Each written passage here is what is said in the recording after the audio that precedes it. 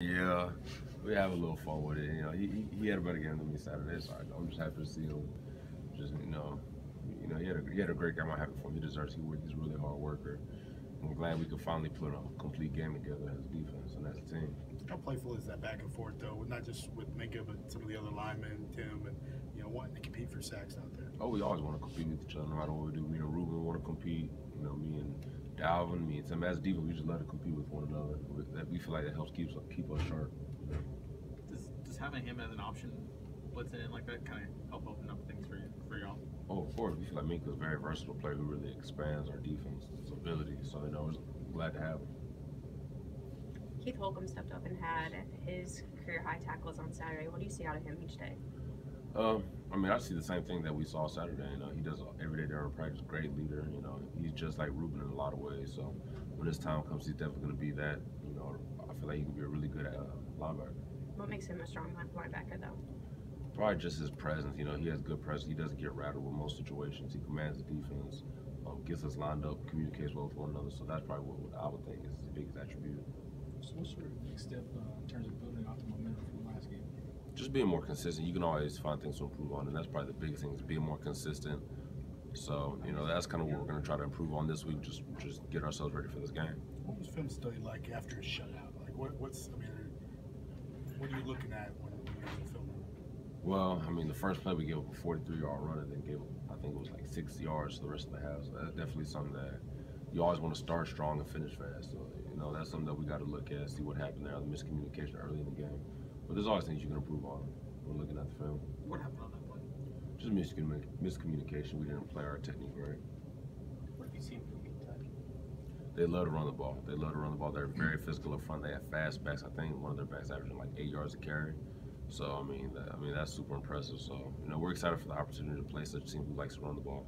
I know it's not a high school, but does homecoming mean anything different when you're in college? Personally, for me, nah, not really. I'm not really into all the antics, but for the university, it definitely means a lot. We have a lot of homecoming folks coming up. It's just always a great time. The tent that the trainers use on the sidelines. Do the players like it? I've never been in it, but I would assume so. I personally, I've never been inside, so I really couldn't answer that question. You're the wrong person to ask. Just keep it that way. No. Is that privacy though, as a player? Is that important? If you were to go out, hamstring, whatever it is, just to get worked on, is that important for you? Oh, it's definitely important. You just have that sense of privacy. You can communicate with the trainer without having to worry about the cameras or the fans or anything. So that's definitely important as a player. Getting Tony Brown back this week, what have you seen from him in practice? What do you expect him back? Just energy, brings so much energy to this team on and off the field. As a team, we're just so happy and excited for him to come back and excited to see what he does this week. What do you think he can bring this week? Another level of intensity. If you just see the way he practices, it doesn't matter how hot it is.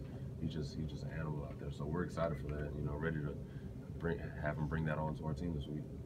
How long do you think it's going to take him to get into the regular game? Obviously, you played 4 games already. How long is it going to take him to kind of shake off that rust, maybe? I feel like he's already shaking it off. He's been through a whole camp, been through 4 weeks of hard practices. So the game's the fun part, So I think he'll be ready to come Saturday. You go up against Jonah a lot in practice. What do you see from him as a true freshman?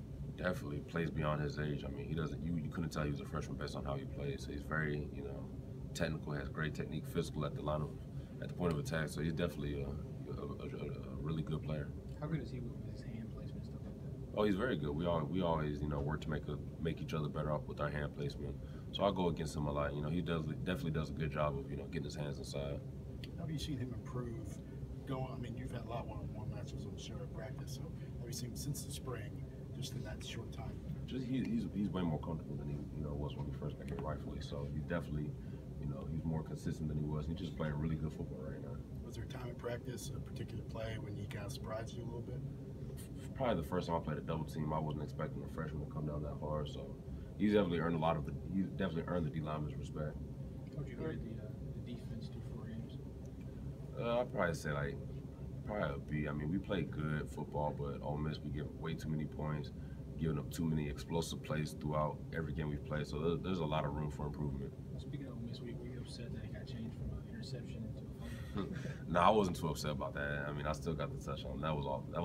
That's the important thing because it helped our team win. The first 4 games, it doesn't seem like you guys blitz that much. As a defensive lineman, do you like having kind of the onus, responsibility of being the primary guys for the pass rush?